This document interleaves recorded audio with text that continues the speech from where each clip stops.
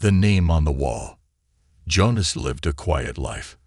He wasn't a soldier, not a hero, not anyone important. He worked at the historical archives in a small research base on Earth. Every day, he scanned old documents from before the great space expansion. It was boring but safe. He liked it that way. But one morning, everything changed. Jonas woke up covered in sweat. His heart was beating fast. He had dreamed of fire, of screaming skies, and a black ship that swallowed the stars. In the dream, a voice kept calling his name. Not Jonas, but something strange, something ancient. He sat up, breathing hard. His room was dark, but the morning light started to peek through the curtains. Then he saw it. On the far wall, above his desk, glowing letters were burned into the paint.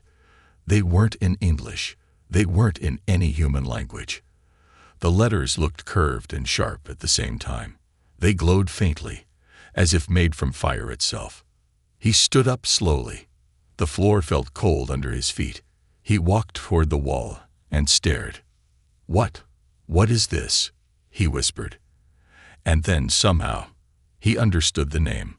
It wasn't written in English, but he could feel its meaning deep in his mind. Zarethka. His hands trembled. He reached for his phone, but it was dead. He didn't remember turning it off. When he touched the letters on the wall, they didn't burn him.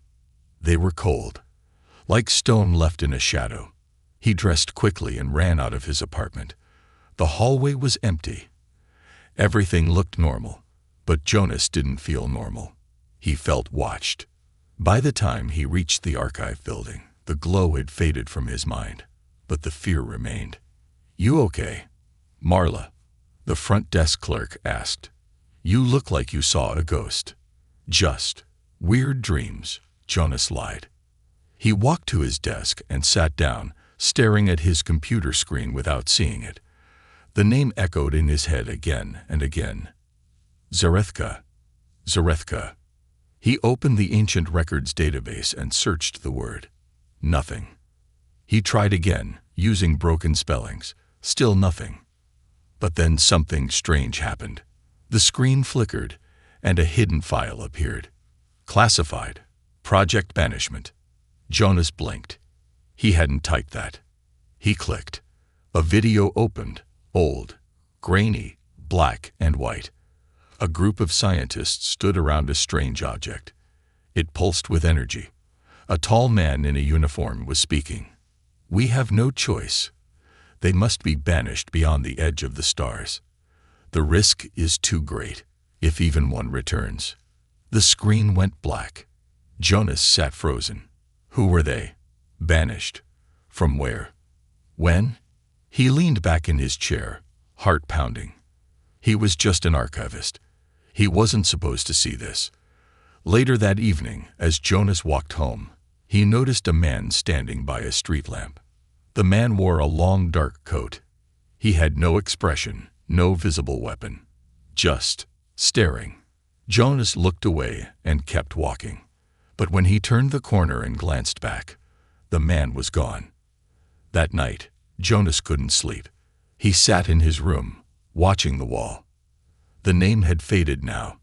No more fire, just a normal white wall, like nothing ever happened. But deep down, Jonas knew something had changed. Something had begun. At midnight, his lights flickered.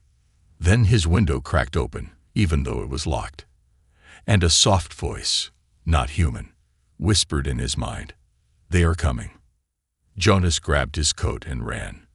In the darkness outside, the stars seemed to move, as if something, or someone, was getting closer, and they were looking for him.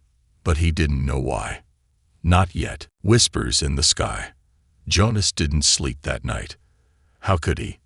After hearing a voice inside his mind, after seeing glowing letters burned into his wall, after unlocking a secret file that spoke of something banished from this world. His old boring life felt like a lie now. He sat at a bench in the park, shivering in the cold morning air. People walked by like nothing was wrong. The sun rose slowly, painting the sky with soft orange light. Birds chirped. Cars passed. Everything looked normal. But Jonas knew something was not normal. His phone was still dead. The name, Zarethka, still echoed inside his thoughts, whispering like wind through an empty tunnel. And then he saw it again. That man in the long black coat, standing across the street, motionless, watching him. Jonas stood up fast, heart racing. The man didn't move.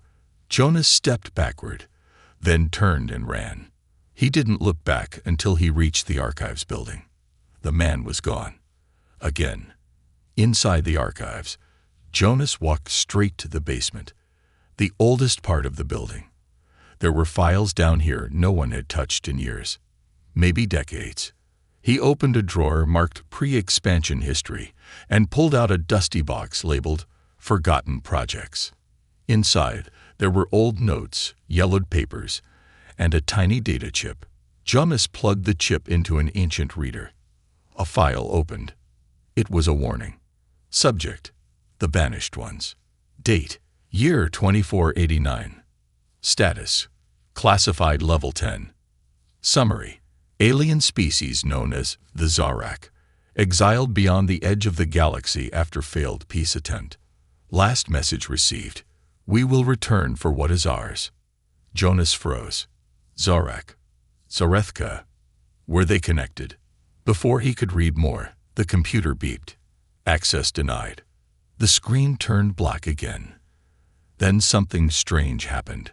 A new file appeared on its own. No title. No source. Just video. Jonas clicked play. The screen showed a dark sky full of stars. Then something moved. Something massive. It didn't look like any ship Jonas had ever seen.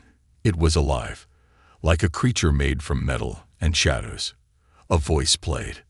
Soft. Female. Not human. We are closer than you think. Your blood is the key. Jonas yanked out the chip and stepped back. My blood, he whispered. As he left the basement, someone blocked his path. A man in a clean black suit, wearing dark glasses. Jonas Hale, the man asked. Jonas nodded, nervous. Come with me. Now. Jonas didn't argue. They drove in silence for almost an hour. The car had no license plate. The windows were dark. Jonas couldn't see where they were going. Finally, they stopped at an underground facility. The man led him through metal doors, long hallways, and into a room with a huge screen. There were two more men inside, both wearing military uniforms. A woman with gray hair stood in front of the screen. Her face was serious. You're the one they're looking for, she said. What? Who? Jonas asked. She pressed a button. The screen showed a ship near the edge of the solar system. A massive one. Dark. Quiet. Not moving. Yet. We spotted this vessel entering from deep space. The woman said. No communication. No response. And we ran its energy signal through the archives. Guess what name came up? Jonas swallowed. Zarethka, he whispered. She nodded slowly. You're connected to them somehow, she said. The ship hasn't attacked. Not yet, but it keeps sending one message. Jonas leaned forward. Return the last key, she finished. What does that mean? He asked, voice shaking. We were hoping you could tell us, he said. They kept Jonas under watch. They took his blood, scanned his brain, asked him questions for hours. Jonas didn't have answers. Until that night. He sat alone in a gray room, no windows, only a bed and a light. Then the light flickered, and a voice spoke, this time louder, clearer. You are the blood of the betrayer and the bond of peace. You carry both paths inside you. Jonas clutched his head. Pain shot through his skull. Images flashed in his mind. Fire, screaming, stars cracking open, a war that ended in silence. He saw a woman, tall, alien, silver eyes, glowing skin. And he saw himself, standing beside her, not as a soldier, not as a human, but as A promise. He woke up hours later on the floor. The door was open. Nobody was guarding him. He walked into the hallway. Alarms were flashing red. He ran to the control room. The officers were shouting, "It's moving. The alien ship is headed toward Earth. We're under attack." "No, it's not attacking. It's scanning." Jonas stepped forward. "They're looking for me," he said quietly. Everyone turned to stare at him. Outside in the blackness of space, the massive alien ship slowly moved toward the moon. And for the first time in centuries, the banished ones had returned. They want him alive. The alien ship did not fire.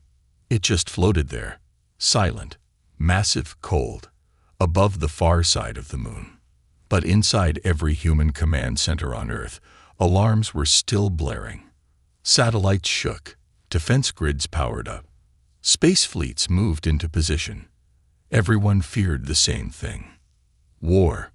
But the strange thing was, the ship only spoke one message, over and over again: "Return the last key." And Jonas was the key. "Why me?" Jonas asked again. He was sitting in a medical room, wires stuck to his skin, machines blinking all around him. 3 scientists stood nearby, whispering. A tall officer named Commander Levin stepped into the room. "You're not sick," Levin said, "but you're not normal either." Jonas looked up. "What does that mean?" Levin showed him a tablet. On the screen was Jonas' DNA, spinning slowly. "There's something inside you that shouldn't be there," Levin said. "A genetic code we've only seen once before, buried in our oldest records." Jonas stared at the screen. "Are you saying I'm alien?" "No," the commander said. "You're human, but a part of you was given to us long ago. Maybe passed down, maybe hidden." Jonas's voice was barely a whisper. "Why?" The commander sat down beside him. 600 years ago, he said, "our ancestors made a deal with a powerful alien race. To avoid war, they promised peace. And to seal that peace, they took something." Jonas blinked. "What did they take?" "A child." The room fell silent. Outside, the sky darkened. Clouds rolled in over the military base. The air felt heavy, like it knew something was coming. Jonas whispered, "Was I that child?" Commander Levin shook his head.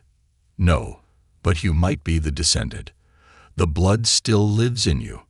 Suddenly, the lights flickered. A loud siren began to scream. A soldier burst into the room. "Commander, we've got movement." Jonas and Levin rushed to the control center. The alien ship was no longer near the moon. It had moved. Now it hovered just above the Earth's upper atmosphere, too close. And for the first time, it sent a different message, not through radio, directly into Jonas's mind. "We want you back. Not dead, not harmed, alive." Jonas fell to his knees. The voice was powerful, full of emotion, anger, but also sorrow. Images hit him again, like flashes of lightning. He saw a royal court, glowing silver walls, tall beings in robes of starlight. He saw a baby in a glowing cradle, crying. And he saw a woman screaming, reaching for the child as humans pulled her away. Jonas gasped. "They stole the child." Levin stared. "What did you see?" "The truth," Jonas said. "They didn't start the war. We did." A silence settled over the room. Everyone looked at Jonas, a simple archivist, now possibly the last thread tying humanity to an ancient lie. Commander Levin spoke carefully. "They don't want to destroy us. Yet. They want you." Jonas stood up slowly. "Then maybe I should go to them." "No," Levin said firmly. "We don't know what they'll do." "We already know what they can do," Jonas said. "They shut down our satellites. They moved a moon-sized ship across space, and they're still not attacking. They're waiting." Another general barked, "We should strike first before it's too late." Jonas shook his head. "If you attack, everyone dies. But if I go, maybe we get answers. Maybe we fix what was broken." The room argued. Voices raised. Some wanted to protect him. Some wanted to use him. Others just wanted to survive. Jonas didn't wait. He turned and walked out of the room. In the hallway, a young female technician ran after him. "Jonas." He turned. I know you don't remember me," she said, out of breath. "But I remember you. We grew up in the same orphanage." Jonas blinked. "What?" "You were always strange," she said with a small laugh. "You'd wake up at night, saying names in your sleep. Names no one understood. Once, you drew this symbol on the wall." She pulled out a crumpled paper from her pocket. Jonas looked at it. His hands began to shake. It was the same symbol he saw on his wall 2 nights ago. "I think you've always been connected to them," she whispered, "even before you knew." Jonas didn't respond. He just walked out into the cold night air, eyes scanning the sky. And then, suddenly, a beam of light shot down from the stars, like a silent waterfall made of glass. Jonas didn't run. He stepped into it. Inside the light, everything disappeared. The ground vanished. The air vanished. The noise vanished. And Jonas stood in a quiet space full of stars and soft music. A voice spoke again. "You are the last blood. You are the final promise. You must choose." A figure walked toward him. She was tall, beautiful, glowing softly like moonlight. "Who are you?" Jonas asked. "I am Queen Zere," she said. "You were promised to my bloodline 600 years ago. Your ancestors broke that promise. Now we return, not for war, but for justice." Jonas looked into her eyes. They were silver, but full of pain. "What do you want from me?" "Peace," she said, "but peace has a price." Jonas felt his heart pound. He had no weapons, no army, no training. But now, the fate of Earth sat in his hands. And above the planet, the alien ship hummed louder, waiting. They didn't want war. They didn't want destruction. They only wanted one thing: Jonas, alive, the hidden memory. Jonas returned to Earth with his mind full of stars. The alien queen had sent him back, for now. She had not hurt him. She had not forced him. She had only looked at him with eyes full of ancient pain and said one thing: "Find the memory buried beneath your world." Those words echoed in his thoughts as he stood once again on the green earth, among people who feared him, watched him, and didn't know what he had become. The government tried to hold him for more tests. Jonas refused. "I have to go," he told Commander Levin. "There's something hidden." The Queen showed me pieces, a temple buried under the ice, something human hands erased from history. Levin looked tired, older. "How can we trust them?" "You can't," Jonas replied. "But you can trust the truth." A small team was sent with him. Not soldiers, historians, archaeologists, drone pilots. They flew north, far past the cities and forests, into the cold silence of Greenland. Beneath the frozen land, something waited. Jonas didn't know exactly where, but his blood did. On the 3rd day, the wind screamed around them as they landed on a flat stretch of ancient glacier. The cold stung their skin, but Jonas didn't flinch. "We're standing above it," he said. The others set up scanners. Strange readings filled their screens. Hollow pockets deep under the ice, and energy signals that matched the alien ship in orbit. "There's something alive down there," someone whispered. Jonas stared at the frozen ground. "No, not alive. Just remembering." They drilled carefully. Hours passed. Then the drill broke through something hard. Not rock. A smooth surface. Metal, but not human-made. Jonas knelt beside the hole and touched the edge. And just like that, he fell into memory. He saw it clearly, though his eyes were closed. A shining temple buried beneath ice before the first human city was born. Inside it, tall silver beings walked with humans, Not enemies, but partners. Together, they shaped the world, healed wounds, planted seeds of peace. And then, something changed. A war started. Not because of hate, but because of fear.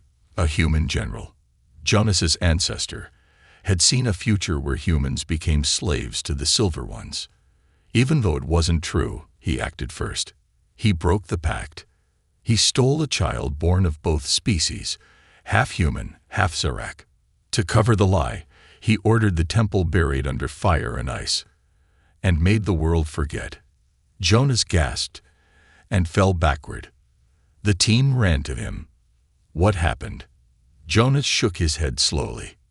We betrayed them, he said. They cleared the ice above the buried temple. It was huge, round, silver, glowing with soft blue light. Not damaged, not dead. Waiting. The doors opened as Jonas stepped forward, like the temple still knew him. Inside, it was silent. Smooth walls, soft light, carvings that showed human and alien hands touching. Jonas walked to the center, where a tall crystal rose from the floor. He placed his hand on it, and the temple lit up. Images filled the air, a 3D memory recording, like a hologram. Everyone stared. They saw humans and Zarak working side by side. They saw Jonas's ancestor making the peace deal. Then, the betrayal. The child stolen. The aliens crying out. The war beginning. The queen screaming, holding her dying mate in her arms. The sky burning. The memory ended. Silence fell in the temple. We lied to our people, one of the historians whispered. Jonas said nothing. He just walked to a small platform. On it sat a strange orb. Not tech, not stone. He picked it up. The orb glowed softly in his palm. This is what they want, he said. What is it? Someone asked. The original memory, Jonas replied. The proof. The truth. But just then, the air trembled. A loud hum filled the temple. What's that sound? A technician yelled. Jonas turned to run, but the temple walls shifted, and a figure stepped out from the shadow. Not alien, not human. A man in a long black coat, the same one who had followed Jonas before. But now his eyes glowed, and his skin flickered, like it wasn't fully solid. Who are you? Jonas demanded. The man smiled. A watcher, left behind to keep the secret buried. You're one of them? Jonas asked. No, he said. I was made by humans, created to protect the lie. Why? Jonas asked. Because truth is dangerous, the man said, stepping forward. And if you give them that orb, everything changes. That's the point, Jonas replied. The watcher moved fast, but Jonas was faster. He slammed the orb into the crystal platform. The temple exploded in light. The watcher screamed. His form shattered into dust and vanished. The orb melted into the crystal, and above the temple, a beam of pure light shot into the sky, straight toward the alien ship. In space, the ship responded. It opened, for the first time in 6 centuries. The Queen's voice rang out, not just to Jonas, but to all of Earth. The memory has returned. The lie is broken. Now, a new path must be chosen. Back on the ground, Jonas stepped out of the temple, blinking in the cold light. He felt different, stronger, not because of powers, but because he finally knew the truth. But the choice wasn't over, and peace wouldn't come easily, because even with the truth, Earth was not ready to face what came next. The blood oath. Jonas stood on the edge of the frozen cliff, staring up at the sky. The light from the alien ship still shone down, a quiet, powerful beam that came from the stars and touched only him. Below, the remains of the hidden temple still glowed faintly under the snow, like a sleeping heart. His breath fogged in the cold air. His thoughts were heavy. He had found the truth. He had given it back to the ones who were wronged. But now, something even greater was coming. The queen wanted to speak again. This time, not through dreams, not through visions, in person. Hours later, Jonas was standing in a large glass chamber at the spaceport, surrounded by high-ranking officials, soldiers, and scientists. Everything had happened fast. The alien ship had sent a message. Send the one who carries the memory. Alone. Commander Levin stood next to Jonas, nervous. You don't have to do this. Yes, Jonas said, quiet but sure. I do. What if they hurt you? They've had many chances, Jonas said, and they never did. Levin sighed. This isn't just about you anymore. It's about Earth. Jonas looked at him. It's always been about Earth. We just didn't know it. The next moment, a soft hum filled the air. The beam of light returned. Silent, calm, beautiful. Jonas stepped into it. His body vanished, and the world held its breath. He reappeared in a vast silver hall aboard the alien ship. Everything was quiet, glowing, alive. But not in a way he understood. The walls pulsed softly like a heartbeat, and in the center stood the queen. Queen Zara. Tall, graceful. Her silver eyes glowed like stars reflected on water. But this time, she did not speak with power. She spoke with sorrow. You returned our memory, she said softly. Jonas nodded. You know now what your kind did, she continued. Yes, he whispered. We took your child. We buried the truth. We made the galaxy believe you were monsters. She stepped closer. Her voice trembled. I was that child's mother. Jonas looked down. He was part human, she said, born of a promise that could have ended war, but your people stole him. He died before his time. And now you carry what remains of him. His line, his blood, his light. Jonas felt a lump in his throat. I'm sorry. So am I, the queen said. And then her voice changed. Harder, sharper. Because now, you must decide. The chamber shifted. Walls pulled away, revealing a map of Earth floating in the air. Fires glowed where wars burned. Storms swirled where greed poisoned the skies. Weapons circled in orbit, ready to strike. You are part of both worlds, the queen said. Your ancestors brought this pain, but you can bring peace. How? Jonas asked. She held out her hand. In it, a blade of light. Take the blood oath, she said. Join our bloodline fully. Become the new bond between Zarek and human. Rule with me as the hair should have. Jonas froze. Rule with you. Not as king, she said. As symbol, as bridge, as voice of both peoples. And if I refuse? The lights dimmed. The map of Earth turned red.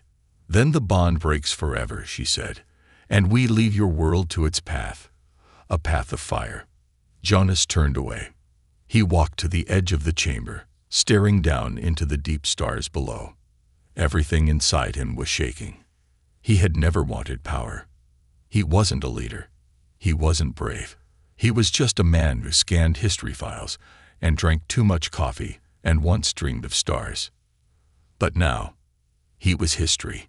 The queen came beside him. I do not ask you to become something you are not, she said, only to become what you already are, a truth long hidden. Jonas looked at her hand. The blade shimmered, not sharp, not painful. It looked like a memory made real. He reached out, then pulled back. Why me? He asked. Because you listened, she said. When others feared, you sought truth. When others hated, you wondered. And when the galaxy expected you to run, you walked into the light. Jonas felt tears in his eyes. Not fear, not pain, just the weight of choice. And then he remembered something. Something small, something quiet. A child's drawing, long ago, when he was still in the orphanage. He had drawn a glowing woman beside a tall, dark ship. When the caretaker asked who she was, Jonas had said, "She's looking for someone." Now he knew who. Him. He turned back to the queen. took a deep breath, and placed his hand on the blade of light. The chamber lit up with fire and gold. Symbols burned into the air, not in pain, but in memory.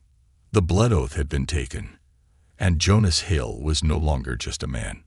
He was the bond, the voice between two worlds. But peace would not come easily. Back on Earth, not everyone welcomed his choice.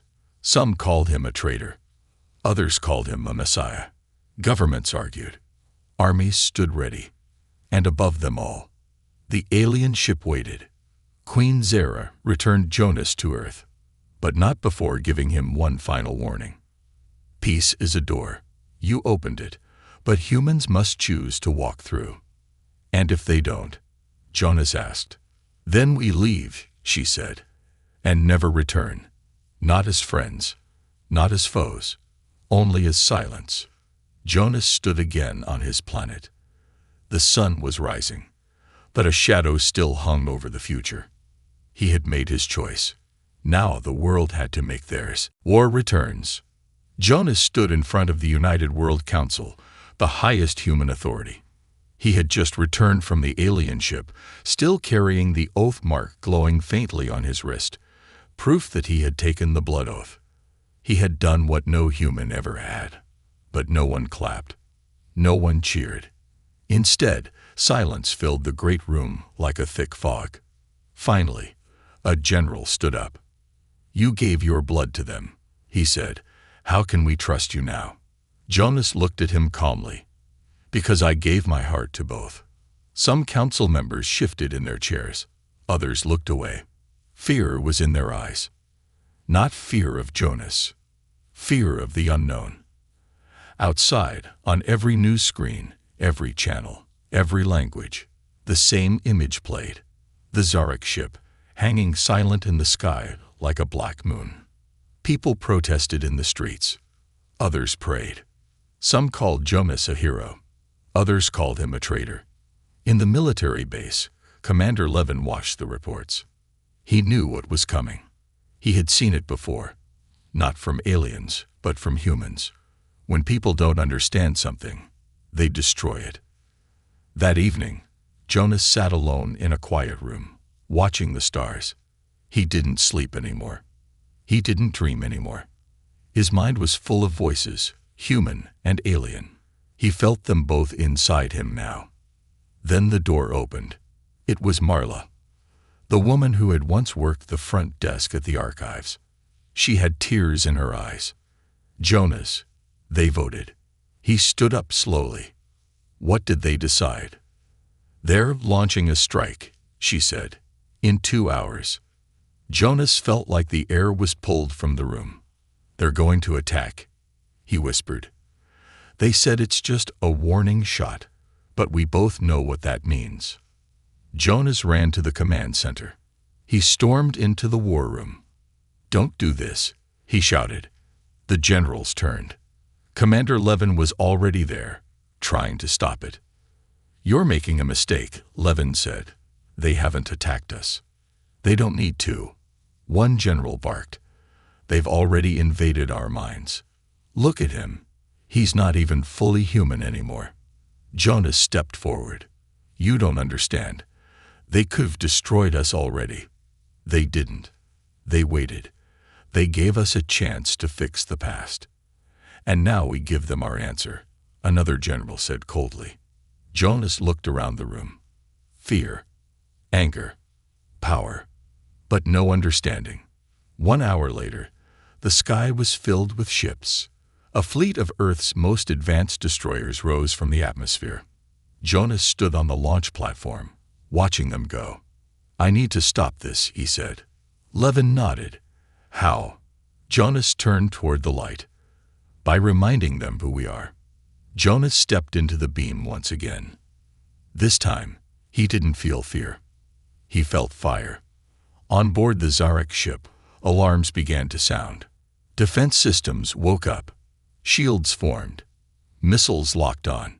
The alien queen appeared in a tall crystal chamber, watching the human fleet approach. So, she said, this is their answer. Jonas appeared beside her. Stop, he said. Please, don't fight back." She looked at him, her silver eyes full of sadness. "You carry our blood now. Would you ask us to die for those who still hate us?" Jonas stepped forward. "I'm asking you to give me a chance to speak for them. Not the generals, not the armies. The people, they don't want this war." The queen was silent. Then she turned to the guards. "Lower the shields." "Your Majesty," one asked, shocked. "If the child of both worlds asks for peace," she said, "we must answer." As the human fleet reached the edge of the ship's shield, the weapons powered up. Missile bays opened. Fingers hovered over red buttons. And then, a massive screen lit up across every human ship. Jonas's face appeared. He spoke calmly. His voice echoed across space, across Earth, across every device, every screen, every speaker. "This is Jonas Hale. I was born human. I now carry the blood of the Zarek. I stand between two worlds. And I ask you, do not fire. Not because they are stronger, not because we are weaker, but because war has stolen enough from both of us. We lost a child. We buried a temple. We burned the truth. But now we have a choice. Do we repeat the past, or build a new one?" The missile commander hesitated. The timer ticked down. Jonas closed his eyes. Nothing. The screen changed. Launch aborted. On every ship, captains stood down. Weapons powered off. The Zarek ship didn't fire. It simply opened its gates. Light flowed out. Not fire. Not death. But peace. On Earth, silence fell. Then people began to cry. Not from fear, but from relief. The world didn't end. Because one man, carrying the memory of a broken promise, chose to believe it could be healed. Hours later, Jonas returned to Earth once more, but he was not the same. People didn't see him the same. Some still feared him. Some still doubted. But many, millions, thanked him. They held signs. They sang. They lit candles, because war had come to their door, and turned away. Jonas sat with Commander Levin at dawn, watching the sunrise. "We're not done yet," Levin said. "No," Jonas agreed. "This was just the beginning." Levin nodded. "So what happens now?" Jonas looked up at the sky and smiled. "Now, we choose who we become." The choice. A week passed since the war that never happened. Earth was quiet now, but not the peaceful kind of quiet. It was the quiet that comes after something big. After fear. After fire that never burned, but still left ashes. Jonas Hale walked through the streets of New York City, now filled with strange silence. People no longer stared at their phones. They looked up. At the sky. At the Zarek ship, still floating like a second moon above the planet. Not moving. Not speaking. Just watching. Waiting. He wore no special clothes. No medals. No crown. Just the same old jacket he wore as an archivist. But now, everyone knew his face, and no one knew what he'd do next. Not even him. On the seventh night, Jonas was called again. A beam of light, soft and silver, appeared outside the UN headquarters. No sound. No rush. Just invitation. Jonas stepped into it. This time, the ship was quiet. No guards. No glowing walls. No thrones. Only a single path. A soft walkway of stars. And at the end, the Queen. Queen Zara stood beneath a tree of light, her crown removed. Her hands were empty. Her face, tired. "You came," she said. Jonas nodded. "I had to." She looked at him, not like a ruler, not like an alien, but like a mother who had lost too much and hoped for one last thing. "Your world has stepped back from the edge," she said. "For now." "I know," Jonas said. "But peace is not a line you cross once," she said. "It is a choice you make, again and again. Jonas looked down. "They're still afraid," he said. "Yes," she replied. "Some still hate me," he added. "Yes," she said again. "And yet, you came," he said, looking at her. She gave a soft smile. "Because hope is stronger than pain, and memory, once returned, cannot be buried again." She stepped forward. In her hand was a crystal sphere, glowing softly. Inside it, memories danced, human and Zorik together. "This is the final piece," she said. "Our gift, our history, our technology, our language, our truth." She held it out. "Give it to your people," she said. "Let them learn, grow, build." Jonas reached for it. His hand touched the surface, and the crystal disappeared. Not into smoke, not into dust, but into him. He gasped. Images flooded his mind. How the Zarek healed broken planets, how they lived without hunger, how they built cities in trees, how they sang to stars, and how, long ago, they saw humans as brothers, not enemies. When the vision faded, Jonas fell to his knees.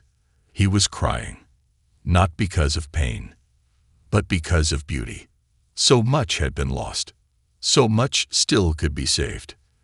The queen knelt beside him and said the words he had feared. "You are the first of a new line. Your place is here." Jonas looked at her, eyes wide. "You want me to stay?" "Not as a prisoner," she said, "not as a king. As a bridge, as memory made flesh. But Earth must grow on its own," she said. "They must walk forward without a guide. But they will know that peace was made by one of their own." Jonas stood slowly. His mind was full of galaxies, but his heart was full of home. "I don't know who I am anymore," he said quietly. The queen touched his chest. "You are both, and you are neither. You are not the past. You are the promise." Then she gave him a real choice, not a test, not a trick, a true choice. "Stay with us, live longer, learn more, become part of our future, or return to your world. Short life, hard life, but your life." Jonas didn't speak. He just walked. Out of the chamber, down the path of stars, past walls that whispered history, until he reached the end of the ship. He looked out at Earth. Blue, fragile, full of mistakes, but also full of hope. Children were still playing. Books were still being written. Gardens were still growing. And somewhere, in a small room, someone like him, someone lost, was probably dreaming of stars. He turned back. The queen waited. He smiled. "Thank you," he said. She nodded. "You already made your choice," she said gently. He stepped into the beam and fell through light. The next morning, the world woke to two surprises. First, the alien ship was gone, vanished. No signal, no warning, not even a shadow, just silence. Second, Jonas Hale was gone too. No trace, no message, no body. Some said he went with them. Others said he returned as something more. But no one really knew. Until 1 year later, in a small village in the mountains, a boy found something strange growing behind his grandmother's house. A silver tree, with leaves that shimmered like glass. And under that tree, a book, bound in light, written in 2 languages. And on the first page was a name, Jonas Hale. The boy opened it and began to read. This is not the story of a war. It is the story of a choice. We cannot change the past, but we can choose what kind of future we build. Not alone, but together.